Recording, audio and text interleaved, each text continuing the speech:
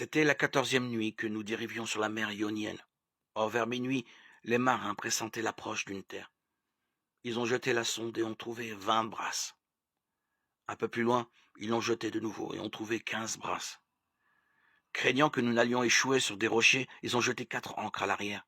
Ils attendaient le jour avec impatience. Puis les marins ont cherché à s'enfuir du bateau. Et ils ont mis le canot à la mer sous prétexte d'aller jeter des ancres à l'avant. Paul s'est adressé au centurion et aux soldats.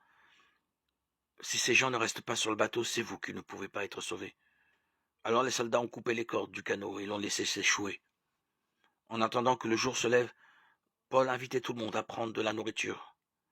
Voilà aujourd'hui le 14e jour que vous passez à jeun, dans l'expectative, sans rien prendre.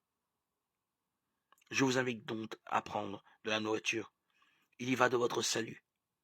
Oh, en effet, aucun de vous ne perdra un cheveu de sa tête. Ayant dit cela, il a pris du pain et il a rendu grâce à Dieu, devant eux tous. Il l'a rompu, il s'est mis à manger. Alors tous, retrouvant leur courage, ont eux aussi pris de la nourriture. Nous étions en tout 276 personnes sur le bateau.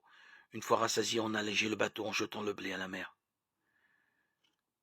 Quand il fit jour, les marins ne reconnaissaient pas la terre, mais ils apercevaient une baie avec une plage, sur laquelle ils voulaient si possible faire aborder le bateau. Ils ont alors décroché les ancres, les abandonnant à la mer, détaché les câbles des gouvernails, hissé une voile au vent, et ont se laissé porter vers la plage. Mais ils sont tombés sur un banc de sable, et y ont fait échouer le navire. La proue qui s'était enfoncée restait immobile, tandis que la poupe se disloquait sous la violence des vagues.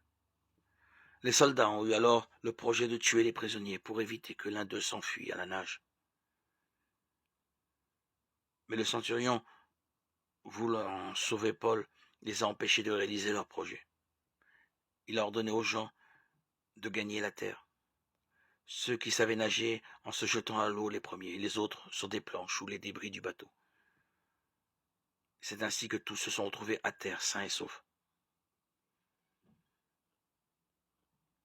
Actes des apôtres, 27, 44.